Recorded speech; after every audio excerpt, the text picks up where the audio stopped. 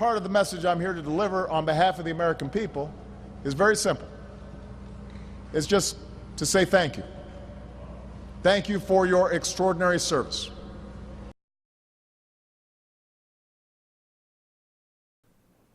People thank me for my service all the time, and I just say thanks for your support, and I think it's scripted both ways. When they thank the troops, are they thinking about the troops? When was the last time they talked to any troops?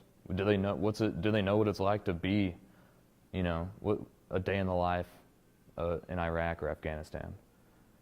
So definitely not. I definitely don't like hearing it from politicians. I am more cynical about politicians thanking the troops than I am the American public. To me, it seems like it's an obligatory line, like, you know, God bless America at the end of any speech. You know, oh, thank you, thanks to the troops, you know, men and women in uniform, et cetera, et cetera. It's like it has to be in there. And that really diminishes it. I think the common one is thank you for your service. And I will say this, I've said thank you for your service too, but I like the power that thank you for your sacrifice has.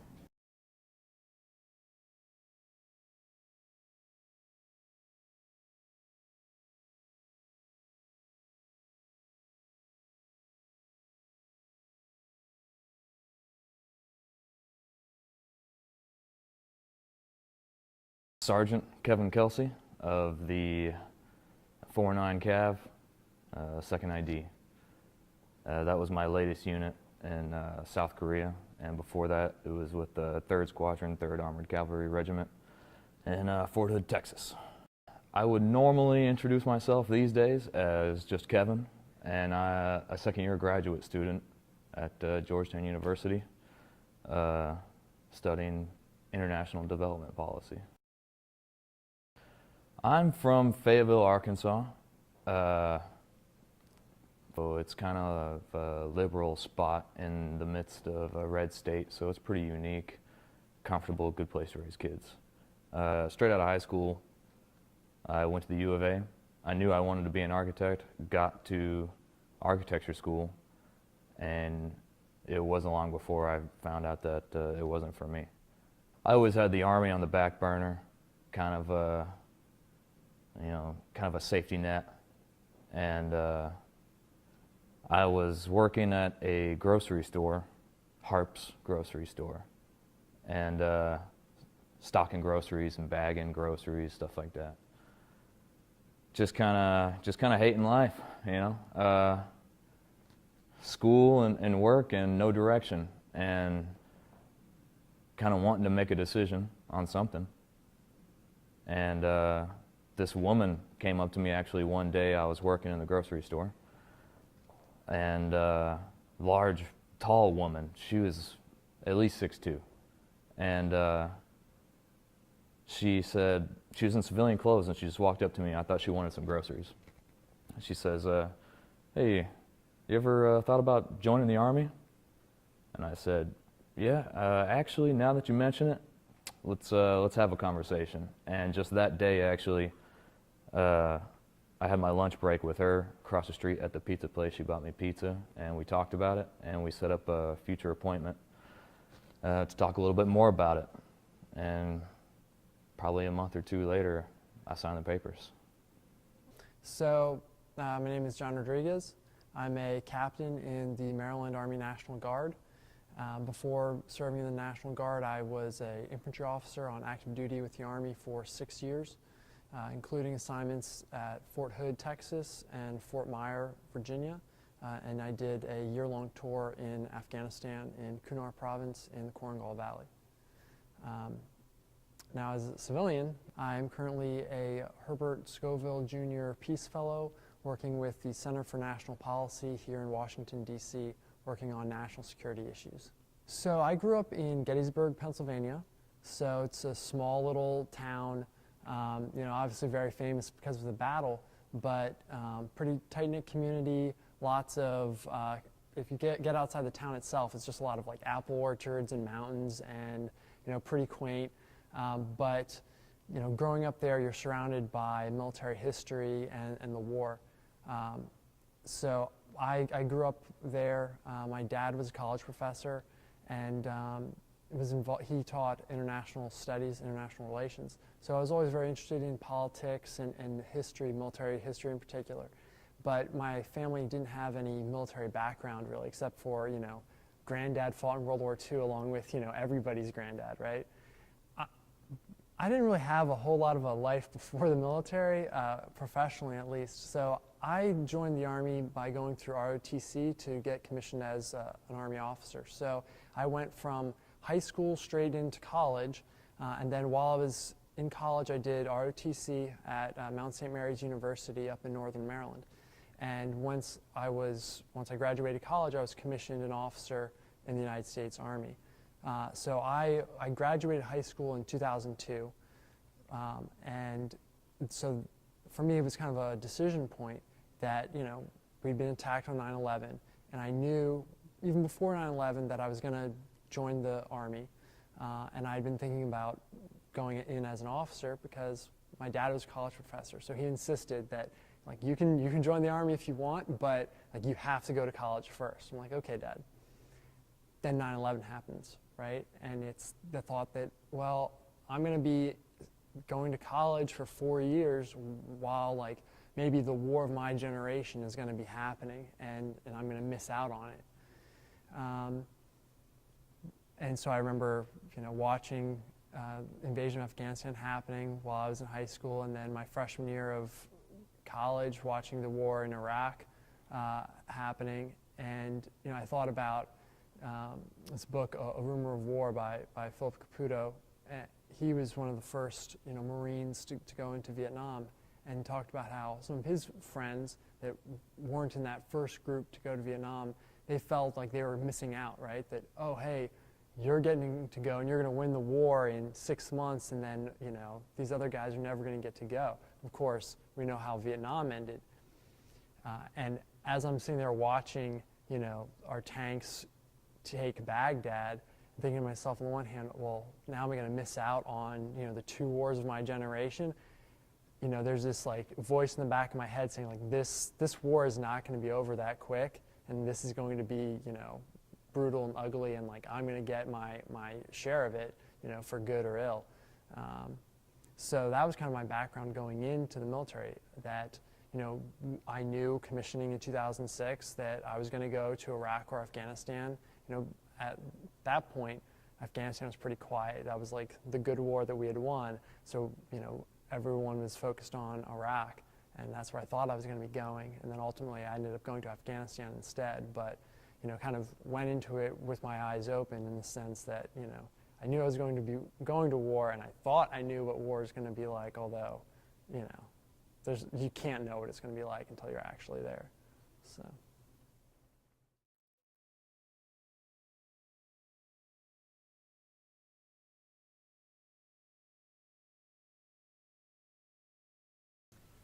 PTSD is post-traumatic stress disorder.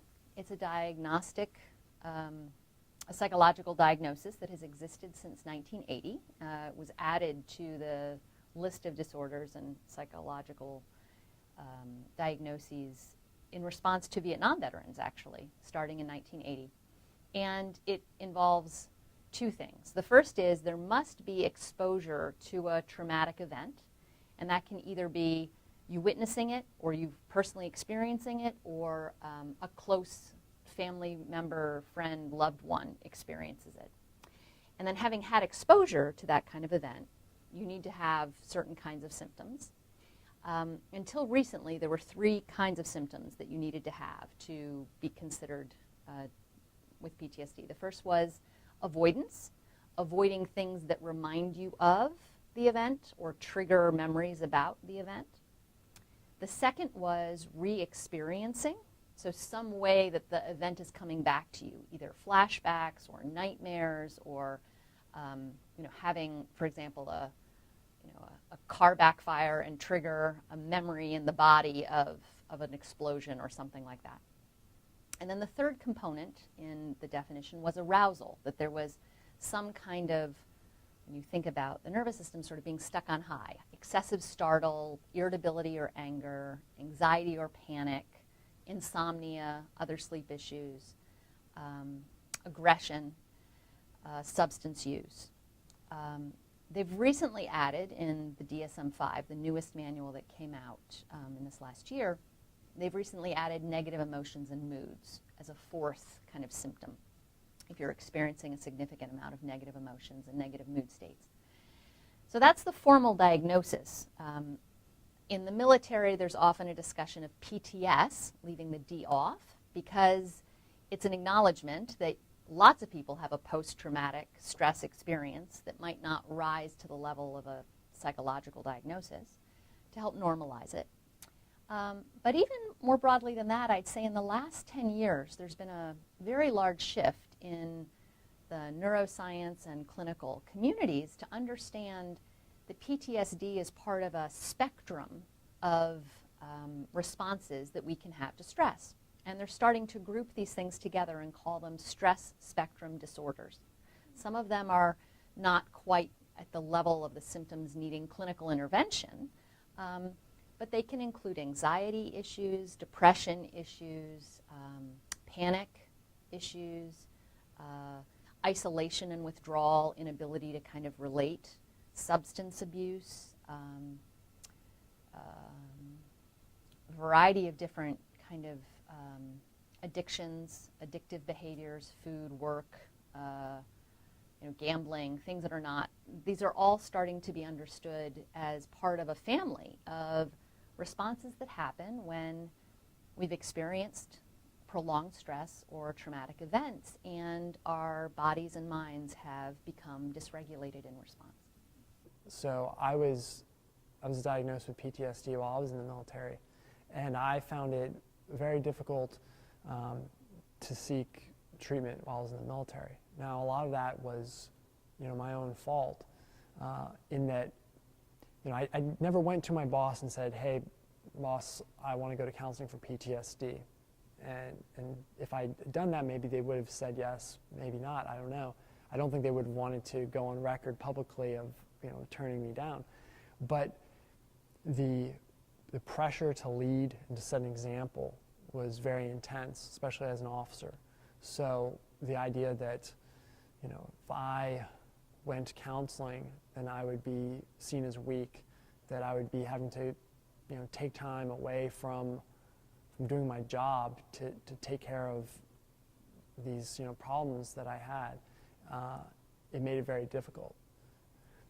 For the civilian world, I'm only still learning about the civilian world, having gone from the military, but then gone to Georgetown, which, it's not the military, but I'm not out in the real world yet, per se.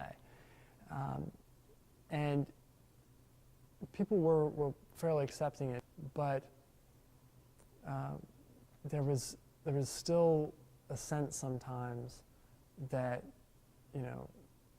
you're a little different, especially if you start to describe some of what you've gone through. You don't have to say the word PTSD, but when people start to learn about the experiences you have, they start to, assume you have PTSD, and there's a lack of understanding of what does that mean, So I had some post-traumatic stress because I went through some pretty traumatic stuff. That doesn't mean that, I can't hold down a job or I can't, do well in school or anything like that. And so that understanding that, PTSD is not, John Rambo shooting up a town or, anything like that, and just kind of being accepting like that. I mean, everyone, when you get back from deployment, everyone is mandated to take those kind of PTSD, TBI tests. I can't really, I don't know what the test is like or I can't remember what the test is like for TBI, but I know that if you put me in a chair with a doctor and he gave me a PTSD test, I can give you whatever results that you wanted me to produce. So if you have PTSD, then you either answered those questions honestly or answered accordingly, which is fine. I had good friends that they didn't. A lot of people don't speak up. If your friend thinks you changed, real good friends may not even say anything about it. They'll just talk to your other friends about it and ask, am I crazy or is he a little different? But I certainly had some friends close enough to me to, ask if I was okay and whatnot, which is good, which is fine. I always tell them I'm fine. My dad's always asks me still, anytime we're in the same room and something that has to do with the military, comes in the conversation, he'll ask you get any of that PTSD? And I always tell him, no, of course not. It's because I don't know. If I'm going to open up to someone, then it'd probably be more likely to be a stranger than one of my close friends. But no, I don't. I always react the same. Just yeah, everything's fine. Don't worry about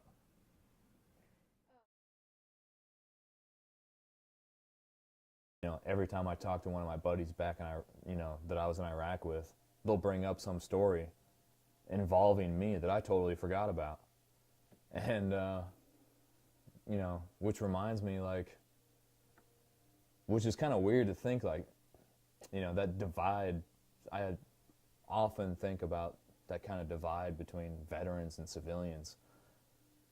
And, my buddies will be like, oh, yeah, Kelsey, remember that time? You got shot at or whatever? And I'll be like, oh, yeah, damn, I forgot about that, And that means that I have forgotten shit that, might have... I mean, how many people in their life can say they got shot at, right? Or, had, a near-death experience? I mean, for some people, that might be life-changing. But, for me and so many other veterans, that has happened and I forgot about it. Just because, that's just a day in the life of, 15 months in fucking Mosul, I guess. Yeah. Where are the safe spots in Mosul? And the answer was always, there are no safe spots. Only, this place is bad, this place is worse, etc. And actually, when I was there, so CNN, I think it was CNN, did a story about my unit in Mosul. And when I was there, they were calling Mosul Al-Qaeda's last stronghold. And it was on us, if we win Mosul, then we can finish the fucking war against Al-Qaeda in Iraq, supposedly.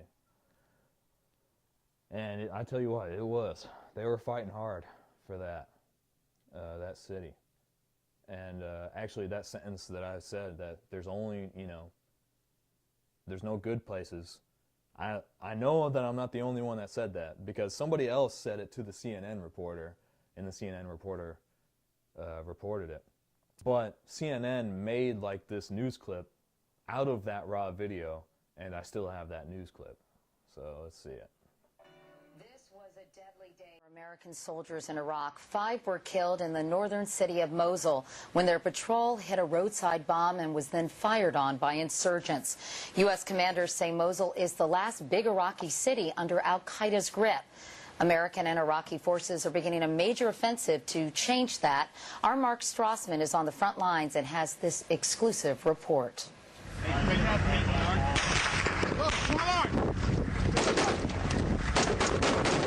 On the streets of Mosul, chaos can explode at any second.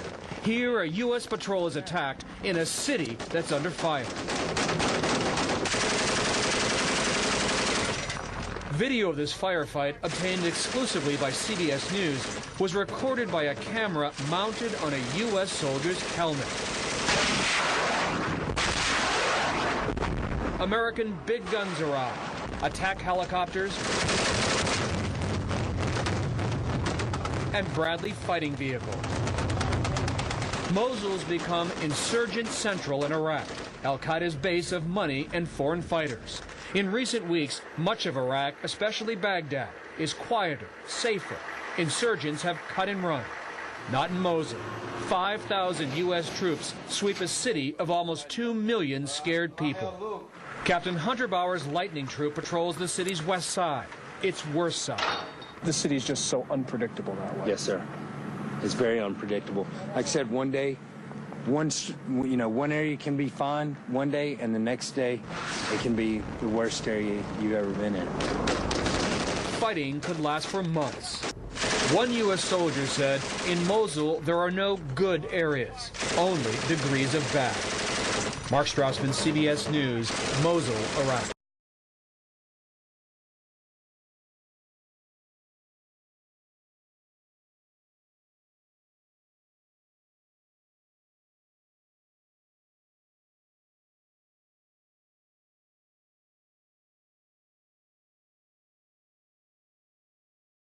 I mean, I think everyone has had some qualifying symptoms for PTSD, but you know, it's a matter of if they step forward with it or not, or if they think they can live with it. You know, certainly, you know, if I were to tell a doctor some of my experiences, then as a civilian post-deployment, you know, he might say that I have PTSD, but you know, so what? I guess I don't think there's any stigma with it. I didn't, you know, not go to the VA because there's stigma. It's just, you know, if it's there, then it's there, and I can live with it. But in the military, there can be some stigma with PTSD. Civilians may, you know, tread lightly around that person if they know that that person has PTSD, maybe. If I had one thing to tell the civilian world about military experience, I would say that each veteran's military experience was vastly different from the previous one that civilian met. Civilians don't know a whole lot about the military, from my experience, but they've seen the news and they've watched movies and they've heard, you know, maybe they know a couple of veterans, and they kind of build this their own idea of what military life is like and what being a veteran is like. And I would say that whatever that idea is, it's probably wrong.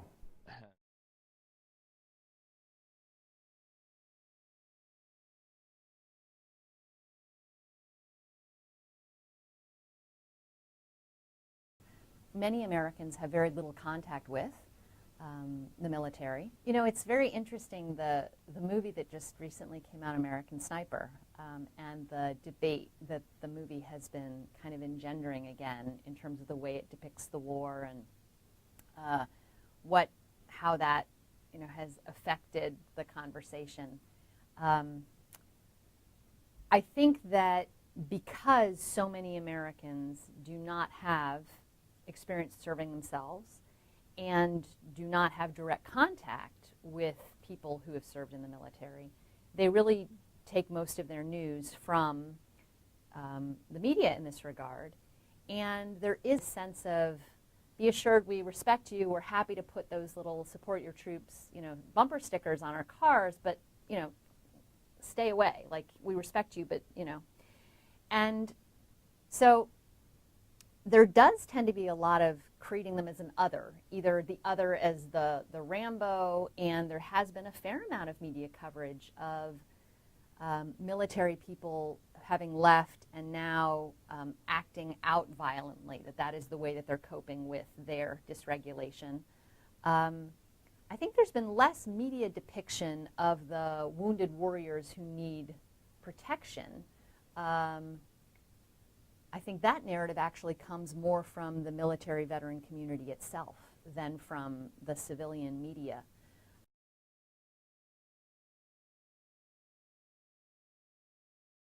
I think like a lot of Americans, my first perception of war, my first experience was through movies. Even when I was a little kid, I was watching things like Full Metal Jacket and Platoon and Saving Private Ryan. And then when I was an adult, probably, a couple months after September 11th when Black Hawk Down came out. So that became kind of like the real modern take on what war was like so quick after 9/11.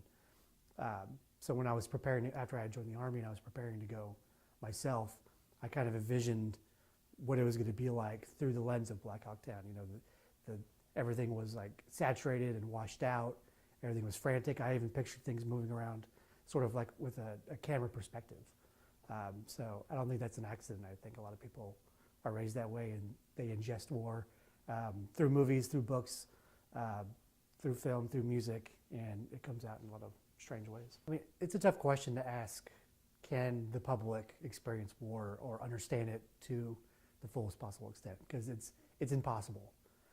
War has its own gravity, has its own set of rules, its own morality. And one of the biggest things for coming back that folks have experienced for generations and eons really is the idea of this this moral disruption, right? That what your conduct in war is so different and so so warped from your everyday civilization that to place yourself in both of them at the same time you just can't do it, right? There's behavior that's acceptable and behavior that is essential to the way of life when you're in a combat zone that would make you a barbarian and subhuman if you did the same thing in normal free-thinking 21st century society. So there's a physiological change when you come back. So for folks to try to experience it even close to what it's like in reality it's tough, and I think it might be impossible. I mean, there's really nothing like it in the world. I've scuba dived with sharks. I've ridden on motorcycles. I've skydived before. There's nothing that even comes close to it. It's just on another plane of existence. So to bring it in some way, either through documentary or books or movies, it's, Mark Twain said something like, the difference between the right word and almost the right word is the difference between a lightning and a lightning bug. And that's what it is. A book, movie, documentary, nothing will get you there, not even close. I think the most difficult part about being deployed was just that hole in your life that is, your life got put on pause when you got deployed, and all your friends back home, like all your civilian friends that you grew up with, their life continued, and you're not a part of that anymore. And they did, when I was 21, 22, when you're that age, you're doing a lot of fun stuff. And, I missed all of that, and I think I didn't like that too much. Just kind of, I exited everyone's life back home, and I thought about them all the time, but their life pretty much continued as normal.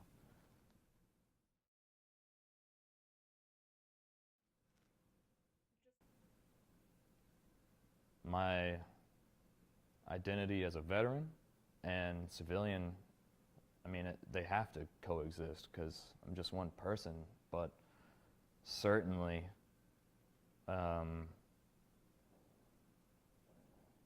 certainly I pick and choose the kinds of behaviors I might want to display according to who I'm talking to. Talk more professionally, maybe like now, whereas in a room full of veterans, kind of a different person. Can they ever coexist simultaneously?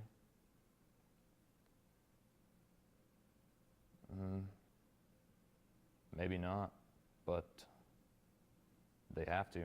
I have to. I mean, I guess I gotta move forward and kind of, you know, take what's good out of that kind of military personality and move forward with, you know, what I'm doing now. Maybe we can come back to that one. I don't know. It's a tough question.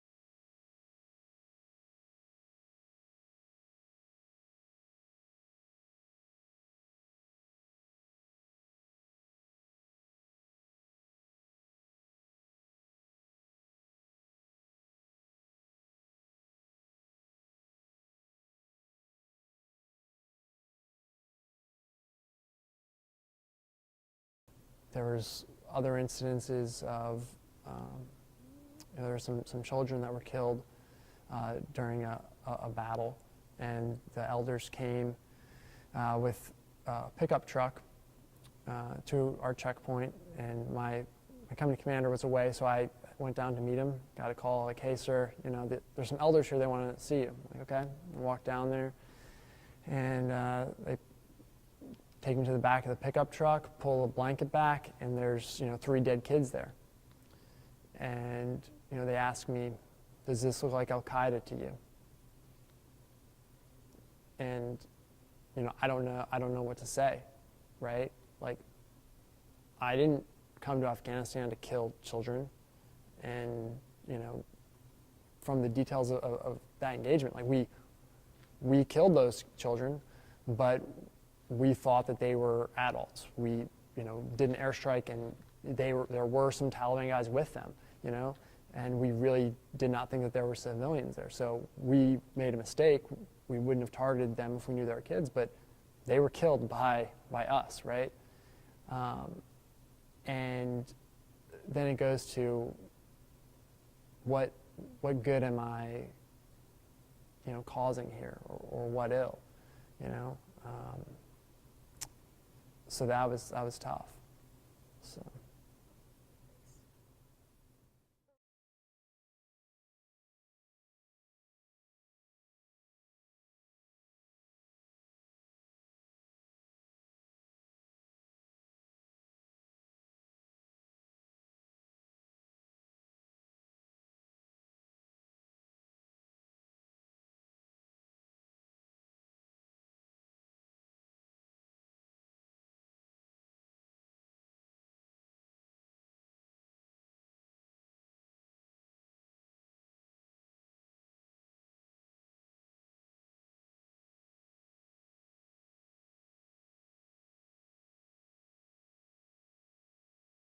After we have an experience of stress, that activation needs to be discharged to get our bodies and minds back down to baseline.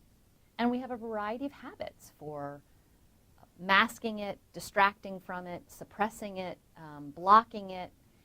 And some of those things can feel comfortable in the short term, but they can, over the long term, add to the cumulative stress load on the system. and lead the system to get further and further dysregulated. So it can feel very comfortable in the short term to do adrenaline-seeking behaviors like riding a motorcycle 150 miles an hour or playing, video games very late at night.